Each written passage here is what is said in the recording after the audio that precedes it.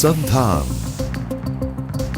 All Gujarat integrated classroom સેટેલાઇટના માધ્યમથી જોડતી કડી એટલે સંધાન.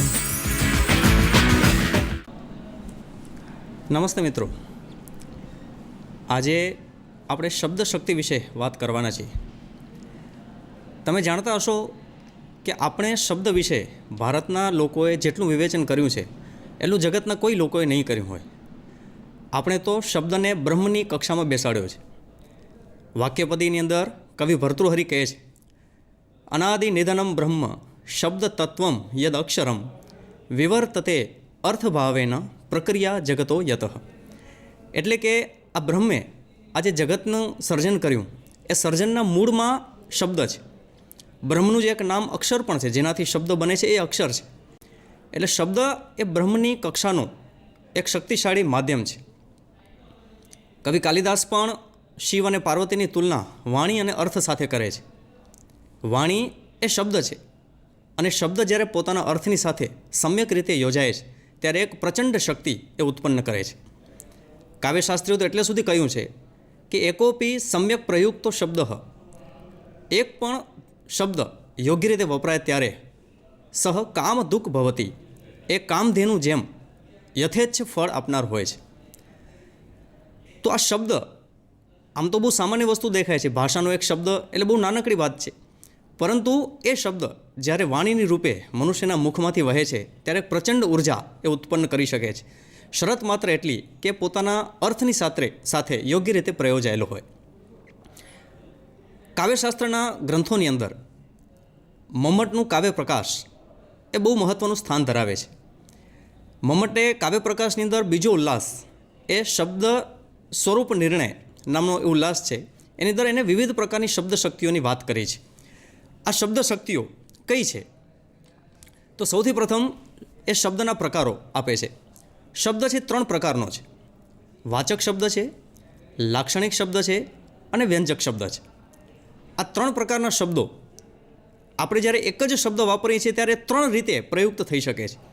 એ શબ્દને આપણે વાણીમાં કેમ વાપરીએ છીએ એના આધારે 3 શબ્દોનું વિવેચન થઈ શકે. એ શબ્દ વાચક છે, લાક્ષણિક છે કે વ્યંજક છે. અંગ્રેજીની અંદર વાચક શબ્દ માટે એક્સપ્રેશન એવો શબ્દ વપરાય છે, લાક્ષણિક માટે ઇન્ડિકેશન એવો શબ્દ વપરાય છે, જ્યારે વ્યંજક શબ્દ છે એના માટે સજેશન એવો શબ્દ વપરાય છે. એનું એક ઉદાહરણ લઈએ. ગુજરાતી ભાષાની અંદર મીઠું એવો શબ્દ છે. આપણે જ્યારે એમ કહીએ છીએ કે આજે શાકમાં મીઠું ઓછું છે, ત્યારે મીઠું એ પોતાનો મૂળ અર્થ છે, સંકેતિત અર્થ છે એ જ બતાવે છે કે મીઠું એટલે લવણ.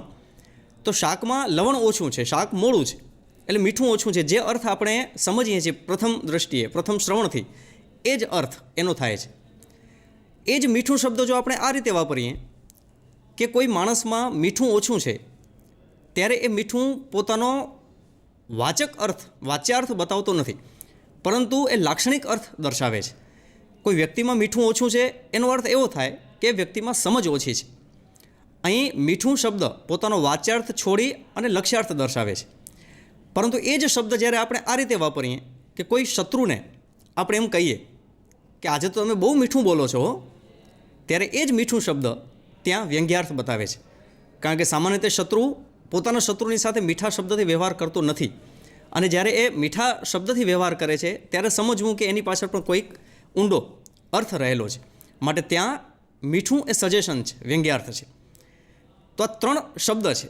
એક જ શબ્દ 3 રીતે પ્રયુક્ત થાય છે. 3 શબ્દોની અલગ કેટેગરી નથી, અલગ શ્રેણીઓ નથી, પણ એક જ શબ્દ છે એ વાચક શબ્દ રૂપે પણ આવી શકે, લાક્ષણિક શબ્દ રૂપે પણ આવી શકે અને વ્યંજક શબ્દ રૂપે પણ આવી શકે. આ 3 શબ્દો છે એ જે પોતાના 3 અર્થો બતાવે છે.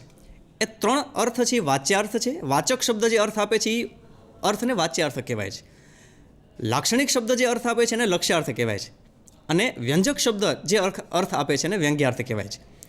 મમ્મટ પ્રથમ કારિકાની અંદર, બીજા ઉલ્લાસની પ્રથમ કારિકામાં જ એક ચોથા મતનો ઉલ્લેખ પણ કરે છે. એવું કહે છે, તાત્પર્યાર્થોપી કેશુચિત. એ કારિકાની અંદર આવું કહે છે, વાચ્ય લક્ષ્ય વ્યંગ્ય તદર્થા સ્યુઃ તાત્પર્યાર્થોપી કેશુચિત. એટલે કે કેટલાક લોકોના મતે, ખાસ કરીને મીમાંસકોના મતે, તાત્પર્યાર્થ નામનો એક ચોથો અર્થ પણ છે કે જ્યારે શબ્દો વાક્યની અંદર પ્રયુક્ત થાય છે, એક એક એક એમ શબ્દો ગોઠવાઈને જ્યારે વાક્ય બને ત્યારે સમગ્ર વાક્યનો જે અર્થ સ્ફુટ થાય એને તાત્પર્યાર્થ કહેવાય છે. પરંતુ મમ્મટાચાર્ય આ તાત્પર્યાર્થને વિશેષ મહત્ત્વ આપતા નથી. એ માત્ર એનો ઉલ્લેખ કરે છે. એની સાથે જોડાયેલા બે વાદ, અભિહિતાન્વયવાદ અને અન્વિતા ભેદાનવાદ, એ બેની માત્ર ટૂંકી ચર્ચા કરી અને એ વિષયથી આગળ ચાલે છે. આગળ વધતા એ ત્રણ શબ્દ શક્તિઓનો પરિચય આપે છે.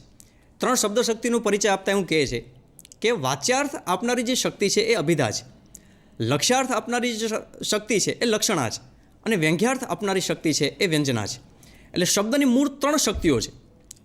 અભિધા શક્તિ છે, લક્ષણા શક્તિ છે અને વ્યંજના શક્તિ છે. અભિધા શક્તિ એ કોઈ પણ શબ્દનો એક અર્થ આપે છે અને અભિધા શક્તિ પૂર્ણ થઈ જાય છે. એનો અર્થ એ થયો કે શબ્દ સાંભળતા જ આપણા મનની અંદર જે અર્થ સ્ફુટ થાય છે એ અર્થ એ વાચ્યાર્થ છે. આ વાચ્યાર્થ આપનારી શક્તિ એ અભિધા શક્તિ છે. પરંતુ લક્ષણાથી જે અર્થ આપણને મળે છે, લક્ષણા શક્તિથી જે લક્ષ્યાર્થ મળે છે, એ અભિધા સમાપ્ત થયા પછી લક્ષણા શક્તિ પ્રવૃત્ત થાય છે અને જે અર્થ આપે છે લાક્ષણિક અર્થ આપે છે. એ શક્તિ એ લક્ષણા શક્તિ છે. અને લક્ષણામાં પણ વધારે ઊંડા ઉતરવાથી વ્યંજના શક્તિથી એક વ્યંગ્યાર્થ પ્રાપ્ત થાય છે. સામાન્ય લોકો છે એ વ્યંગ્યાર્થને સમજવામાં ઊણા ઉતરે છે. કવિતાઓની અંદર, કાવ્યશાસ્ત્રની અંદર પણ કે કાવ્ય જગતની અંદર, સાહિત્યમાં કોઈ પણ બાબત જ્યારે કવિ કહેવા માગે છે ત્યારે એ વ્યંગ્યથી કહેવા માગે છે. આ વ્યંગ્યને સમજનારા લોકો બહુ વાચક વર્ગ અથવા ભાવક વર્ગ ઓછો હોય છે. લક્ષણા સામાન્ય વ્યવહારમાં આપણે સમજી શકીએ છીએ, પરંતુ વ્યંગ્યાર્થ સમજવો અઘરો હોય છે. તો આ ત્રણ પ્રકારની શબ્દની શક્તિઓ થઈ. આજે જે આપણે વાત કરવાની છે એ લક્ષણા શક્તિની વાત વિશેષ રૂપે કરવાની છે. આ લક્ષણા શું છે?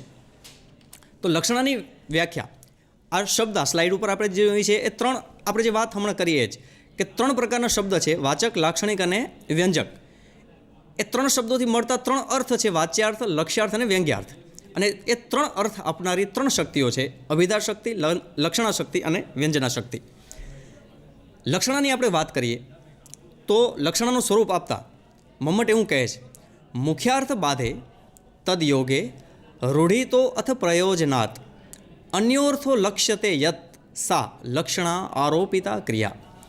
અર્થાત જ્યાં મુખ્ય અર્થનો બાધ થાય, મુખ્ય અર્થ સાથે સંબંધ હોય એવો અન્ય અર્થ પ્રાપ્ત થાય અને એ અર્થ પ્રાપ્ત કરવા માટે રૂઢિ અથવા પ્રયોજન હોય, ત્યારે આ અર્થ જે વ્યાપારથી સમજાય છે એ વ્યાપારને લક્ષણા નામની આરોપિત ક્રિયા કહેવાય છે. આ લક્ષણા છે એ આરોપિત ક્રિયા છે. આ લક્ષણા શું છે એના આગળ જતાં પહેલાં માત્ર ટૂંકા ઉદાહરણ, એક બે ઉદાહરણથી લક્ષણાને જોવાનો પ્રયાસ કરીએ. વ્યવહારની અંદર પણ લક્ષણાનો પ્રયોગ આપણે ખૂબ કરીએ છીએ. જેમ કે જ્યારે આપણે એમ કહીએ કે ભારત મહાન દેશ છે, ત્યારે ભારત એ દેશના સંદર્ભમાં એનો વાચ્યાર્થ છે તો ભૂમિ સાથે સંબંધિત છે. અને મહાનતા એ મહાનતાનો ગુણ એ ભૂમિની અંદર હોતો નથી, પણ મનુષ્યમાં હોય છે. એટલે જ્યારે ભારત મહાન દેશ છે એવું આપણે કહીએ છીએ ત્યારે એનો જે લક્ષ્યાર્થ સમજાય છે, એની સમજ જે પ્રાપ્ત થાય છે, અર્થ પ્રાપ્ત થાય છે, તે એવો છે કે ભારત મહાન છે એટલે ભારતમાં વસતા લોકો મહાન છે. ભારતે પરંપરાથી પ્રાપ્ત કરેલી સંસ્કૃતિ, ભારતના લોકોના માધ્યમથી પ્રાપ્ત કરેલી સંસ્કૃતિ મહાન છે. એટલે ભારત મહાન છે એમ જ્યારે કહીએ છીએ ત્યારે ભારત ભૂમિ મહાન છે એના કરતાં વધારે અર્થ જે આપણને પ્રાપ્ત થાય છે એ ભારતના લોકો મહાન છે એવો અર્થ પ્રાપ્ત થાય છે. તો અહીં લક્ષણા છે. તો લક્ષણા જ્યારે આપણે પ્રયુક્ત થાય છે, લક્ષણાથી જ્યારે અર્થ સમજાય છે, ત્યારે લક્ષણાનું સીધી સમજ આપણને નથી પડતી કે આપણે એ અર્થ લક્ષણાથી ગ્રહણ કરીએ છીએ. પરંતુ વ્યવહારની અંદર લક્ષણાનો બહુ મોટા પ્રમાણની અંદર, બહોળા પ્રમાણની અંદર આપણે એ લક્ષણા શક્તિનો ઉપયોગ કરીએ છીએ અને વિધાનોને સમજવાનો પ્રયાસ પણ કરીએ છીએ. હવે આ લક્ષણા એની જે ત્રણ શરતો છે, એક છે મુખ્યાર્થ બાદ, બીજો મુખ્ય અર્થની સાથે અન્ય અર્થ જે લઈએ છીએ એનો યોગ, અને ત્રીજી શરત છે રૂઢિ અથવા પ્રયોજન. આ ત્રણ બાબતોને એક એક કરીને સમજવાનો પ્રયાસ કરીએ. એના બે ઉદાહરણ મમ્મટાચાર્ય આપે છે. એક ઉદાહરણ છે કર્મણી કુશલઃ. આ બે ઉદાહરણ એટલા માટે આપે છે કે ત્રીજી શરત છે રૂઢિ અથવા પ્રયોજન છે. તો પ્રથમ ઉદાહરણ છે રૂઢિનું આપે છે, બીજું ઉદાહરણ છે પ્રયોજનનું આપે છે. રૂઢિનું ઉદાહરણ આપતા એક કર્મણી કુશલઃ એવું ઉદાહરણ આપે છે, કર્મમાં કુશળ. હવે અહીં કર્મમાં કુશળ એવો આપણે અર્થ લઈએ છીએ ત્યારે આમ તો સ્વાભાવિક સમજાય છે કે કોઈ પણ વ્યક્તિ છે એ કર્મની અંદર પ્રવીણ છે. પણ કુશલ એ જે શબ્દ છે એ કુશલનો મૂળ વાચ્યાર્થ કુશ લાવનાર અથવા દર્ભગ્રાહિતા, કુશ નામનું એક દર્ભ થાય છે, ઘાસ થાય છે. એ પ્રાચીન સમયની અંદર લોકો જ્યારે પોતાનો ઘર બનાવતા હશે, ઝૂંપડી બનાવતા હશે, ત્યારે ઝૂંપડી બાંધવામાં ઉપયોગ જે થતું એ ઘાસ એ કુશ નામનું ઘાસ હતું. લાંબુ ઘાસ થતું, તીક્ષ્ણ થતું. એટલે લોકો જ્યારે ઘાસને વાઢવા માટે જતા ત્યારે ખૂબ ધ્યાનપૂર્વક એ ઘાસને વાઢવું પડતું, કારણ કે ઝૂંપડી બાંધવા માટે કરીને લંબાઈ પણ જોઈએ, તીક્ષ્ણ હોવાને કારણે એ હાથમાં લાગે નહીં એ પણ ધ્યાન રાખવું પડે, અને વ્યવસ્થિત રીતે એ કપાય જેથી કરીને ઘર બાંધવામાં વ્યવસ્થિત એનું છાપરું બનાવવામાં કામ આવે. એ માટે કરીને જે કાંઈ પણ વ્યક્તિએ ધ્યાન રાખવું પડતું, જેટલું પ્રાવીણ્ય પ્રાપ્ત કરવું પડતું, એને કુશળતા કહેવાય. ધીમે ધીમે ધીમે એ અર્થ છે એ પ્રવીણતાના અર્થમાં રૂઢ થઈ ગયો. એ અર્થ પછી માત્ર ઘાસના સંદર્ભમાં ન રહ્યો, પણ કોઈ પણ કાર્ય સાથે એને જોડવામાં આવ્યો. એટલે એ અર્થ રૂઢ થયો. માટે આપણે એમ જ્યારે કહીએ કે કોઈ વ્યક્તિ કર્મમાં કુશળ છે, ત્યારે એ કુશળનો અર્થ છે તો ઘાસ લાવનાર, દર્ભગ્રાહિતાનો અર્થ છે. પરંતુ કર્મમાં કુશળ, એમાં દર્ભગ્રાહિતાનો અર્થ લાગુ પડતો નથી. પણ કોઈ પણ કામ, દાખલા તરીકે ભણાવવાનું કામ છે તો ભણાવવામાં એ કુશળ છે. કોઈ કોમ્પ્યુટરનું કામ છે તો કોમ્પ્યુટરના કામમાં એ કુશળ છે. અહીં દર્ભગ્રાહિતાનો અર્થ નથી, પણ એ અર્થ લક્ષણાથી સમજાય છે. હવે એમાં 3 શરતો પૂરી થાય છે ખરી? તો કે થાય છે. પ્રથમ વસ્તુ છે કે કુશળ એનો મૂળ અર્થ છે દર્ભગ્રાહિતાનો છે. એટલે જ્યારે કર્મમાં કુશળ એમ કહીએ છીએ ત્યારે મુખ્ય અર્થનો તો બાદ થાય છે, કારણ કે કુશ લાવના એ અર્થ અહીં લાગુ પડતો નથી. એટલે દર્ભગ્રાહિતાનો અર્થ છે, મૂળ અર્થ એનો બાધિત થાય છે. પછી તદયોગ, પછી એનાથી યોગમાં બીજો અર્થ આપણે પ્રાપ્ત કરીએ છીએ કે દર્ભગ્રાહિતાની બાબતમાં જે વિવેક જોઈએ, જે કુશળતા જોઈએ, પ્રાવીણ્ય જોઈએ, એ કોઈ પણ કામની અંદર છે તો એ જે પ્રવીણતાનો ભાવ છે એ મૂળ અર્થ સાથે બંધ બેસતો છે, માટે એનો યોગ પણ છે. અને ત્રીજી વસ્તુ છે એ રૂઢિ છે. અહીં પ્રયોજન નથી પણ રૂઢિ છે, માટે આ રૂઢ લક્ષણાનું ઉદાહરણ થયું. બીજું જે ઉદાહરણ આપે છે એ છે ગંગાયામ ગોષઃ. ગંગાયામ ગોષઃ એટલે ગંગા પર નેસ. નેસ એટલે ઘાસનું ઝૂંપડું.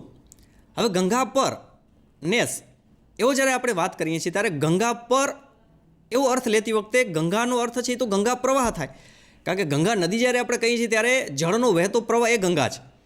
ગંગા કોઈ વ્યક્તિ વિશેષનું નામ નથી, પણ જળનો જે નિરંતર વહેતો પ્રવાહ છે એ ગંગા છે. હવે જળના પ્રવાહની ઉપર ઝૂંપડું કેવી રીતે રહી શકે? એટલે ગંગા પર નેસ એવું જ્યારે આપણે કહીએ છીએ ત્યારે ગંગાનો મુખ્ય અર્થ છે બાધિત થાય છે, કારણ કે પ્રવાહ ઉપર કોઈ ઝૂંપડું સંભવી શકે નહીં. એટલે મુખ્ય અર્થનો બાદ થાય છે. પછી મુખ્યાર્થ સાથે સંબંધિત એવો બીજો અર્થ આપણે લઈએ છીએ, એ છે ગંગા તટ. એટલે કોઈ વ્યક્તિ એમ કહે કે મારું ઘર ગંગા પર છે, મારું ઝૂંપડું ગંગા પર છે, ત્યારે એનો અર્થ એવો થયો કે ગંગા કિનારે, ગંગા તટે એ વ્યક્તિનો નિવાસ છે. એટલે એની સાથે જોડાયેલો બીજો અર્થ ગંગા તટ એવો લીધો. અહીં શરત જે ત્રીજી શરત છે એમાં રૂઢિ લાગુ નથી પડતી, પણ પ્રયોજન લાગુ પડે છે.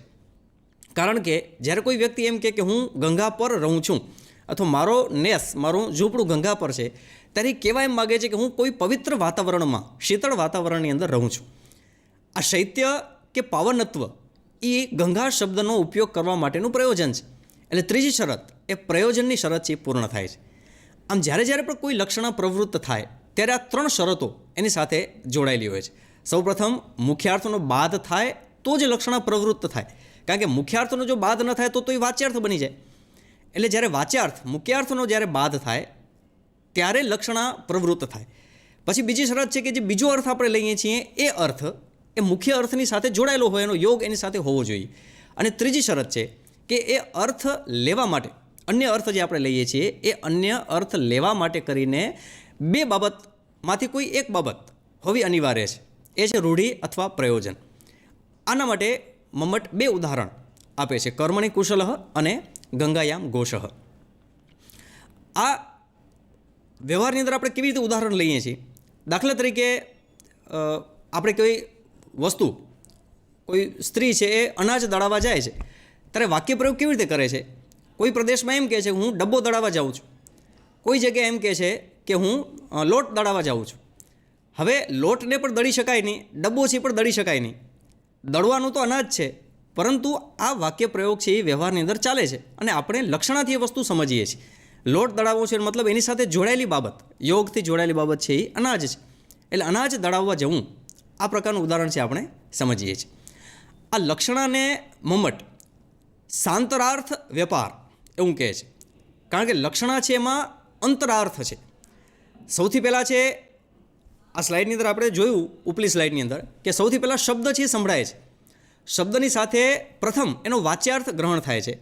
એ વાચ્યાર્થ વાક્યના અર્થની સાથે બંધ બેસતો નથી, એટલા માટે કરીને લક્ષ્યાર્થ ગ્રહણ થાય છે. એટલે ક્રમ એવો છે કે શબ્દથી સીધો લક્ષ્યાર્થ ગ્રહણ નથી થતો, પણ શબ્દથી વચ્ચે વાચ્યાર્થ ગ્રહણ થાય છે. વાચ્યાર્થનો બાદ થવા પછી લક્ષ્યાર્થનો ગ્રહણ થાય છે. એટલા માટે એ સાંતરાર્થનિષ્ઠ શબ્દ વ્યાપાર એવો એક શબ્દ એ લક્ષણા માટે કરીને મમ્મટ પ્રયુક્ત કરે છે. આ લક્ષણાના પ્રકારોની શરૂઆત મમ્મટ એની પછીની કારિકામાં કરે છે. એ કારિકામાં એવું કહે છે, સ્વસિદ્ધયે પરાક્ષેપ પરાર્થમ સ્વસમર્પણમ ઉપાદાનમ લક્ષણમ ચેત્યુક્તા શુદ્ધૈવ સા દ્વિધા. સૌથી પ્રથમ એ બે શુદ્ધ પ્રકારની લક્ષણાની વાત કરે છે. એક લક્ષણા એવી છે કે જે સ્વસિદ્ધયે પરાક્ષેપ, પોતાના અર્થની સિદ્ધિ માટે અન્ય અર્થનો આક્ષેપ કરે છે. આ લક્ષણા છે એને ઉપાદાન લક્ષણા કહેવાય છે. બીજી લક્ષણા એવી છે કે પરાર્થમ સ્વસમર્પણમ, અન્ય અર્થને પ્રાપ્ત કરાવવા માટે એ પોતાનો જે મૂળ અર્થ છે એ મૂળ અર્થનો સંપૂર્ણ ત્યાગ કરે છે, સદંતર ત્યાગ કરે છે. આ પ્રકારની જે લક્ષણા છે એને લક્ષણા કહેવાય છે. આ બંનેના ઉદાહરણ આપતા મમ્મટ બે ઉદાહરણ આપે છે. સૌથી પ્રથમ ઉપાદાન લક્ષણા છે એના માટે કુંતાહ પ્રવિશંતિ એવું ઉદાહરણ આપે છે. કોઈ વ્યક્તિ જ્યારે દરવાજામાંથી પ્રવેશતા ભાલાધારી સૈનિકો જોઈને એમ કહે કે ભાલાઓ પ્રવેશી રહ્યા છે, ત્યારે ભાલાઓ પ્રવેશી રહ્યા છે એમ કહેતી વખતે એનો જે કહેવાનો ભાવાર્થ છે એ છે કે ભાલા હાથમાં છે એવા સૈનિકો, ભાલાધારી સૈનિકો પ્રવેશી રહ્યા છે. અહીં કુંતાહ પ્રવિશંતિ એવું કહેવાય છે. મનુષ્યનો ઉલ્લેખ એની અંદર આવતો નથી. કુંતાહ એટલે ભાલા, તો ભાલા પ્રવેશી રહ્યા છે એમ જ્યારે આપણે કહીએ છીએ ત્યારે ભાલા અને પ્રવેશ આ બે વચ્ચે અર્થનો મેળ નથી. અર્થાત કુંતાહાનો અર્થ ભાલા એ બાધિત થાય છે. એટલા માટે પછી એની સાથે યોગ કરીને આપણે બીજો અર્થ સ્વીકારીએ છીએ. એ સ્વીકારીએ છીએ જેના હાથમાં ભાલા છે એવા સૈનિકો, એટલે ભાલાધારી સૈનિકો પ્રવેશી રહ્યા છે.